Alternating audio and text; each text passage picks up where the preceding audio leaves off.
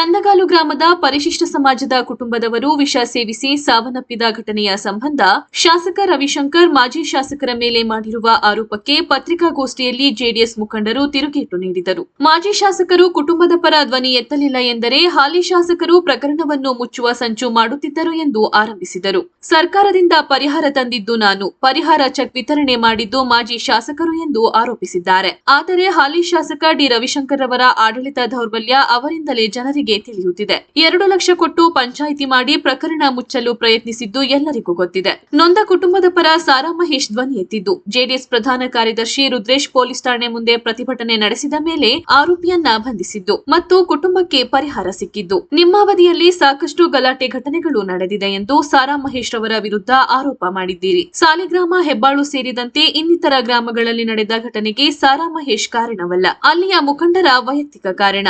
ಆದರೆ ಅದನ್ನ ಬಗೆಹರಿಸಿದ್ದು ಸಾರಾ ಮಹೇಶ್ ರವರು, ನೀವಲ್ಲ. ಮುಂದಾದರೂ ಮಾಜಿ ಶಾಸಕರ ವಿರುದ್ಧ ಆರೋಪಗಳನ್ನು ನಿಲ್ಲಿಸಿ ಎಂದರು. ಈ ವೇಳೆ ರಾಜ್ಯ ಜೆಡಿಎಸ್ ಕಾರ್ಯದರ್ಶಿ ಚಂದ್ರಶೇಖರ್, ತಾಲೂಕು ಜೆಡಿಎಸ್ ಅಧ್ಯಕ್ಷ ಹಂಪಾಪುರ ಕುಮಾರ್ ಸೇರಿದಂತೆ ಮತ್ತಿತರರು ಉಪಸ್ಥಿತರಿದ್ದರು.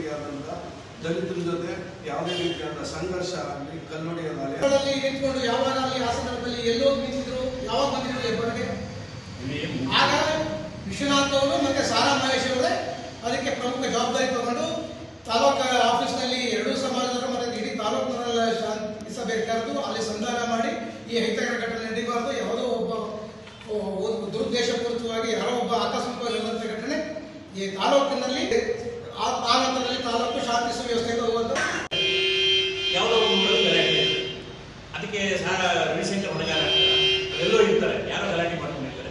ಇದು ಕೂಡ ಸಾಲಿಗ್ರಾಮದಲ್ಲಿ ನಡೆದಿರ್ತಕ್ಕಂಥದ್ದು, ಹೆಬ್ಬಾಳಲ್ಲಿ ನಡೆದಿರ್ತಕ್ಕಂಥ ಇನ್ಸಿಡೆಂಟ್ ಕೂಡ ಅಂತ್ಯಕ್ಕೆ ವೈಯಕ್ತಿಕ ಗಲಾಟೆಗಳಾಗಿದೆ. ಅದನ್ನ ನಾವು ಸಾರಾ ಮಹೇಶ್ ಜವಾಬ್ದಾರಿ ಹೊತ್ಕೋಬೇಕು. ನಾಳೆ ಏನಾದ್ರು ಇಲ್ಲಿ ಗಲಾಟೆ ಆಯ್ತು ಅಂದ್ರೆ ರವಿಶಂಕರ್ ಹೊರಬೇಕು ಅಂತಲ್ಲ.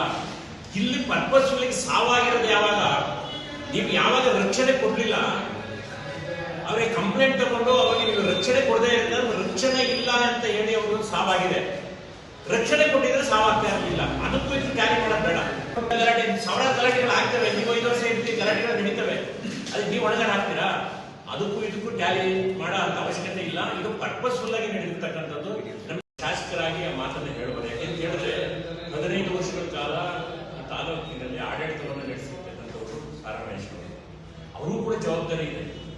ಇಲ್ಲಿನ ಜನರನ್ನ ರಕ್ಷಣೆ ಮಾಡ್ತಕ್ಕಂಥ ಜವಾಬ್ದಾರಿ ಅವರು ಮಾಜಿ ಶಾಸಕ, ಮಾಜಿ ಮಂತ್ರಿ, ಅದು ಕೂಡ ಜವಾಬ್ದಾರಿ ಇದೆ.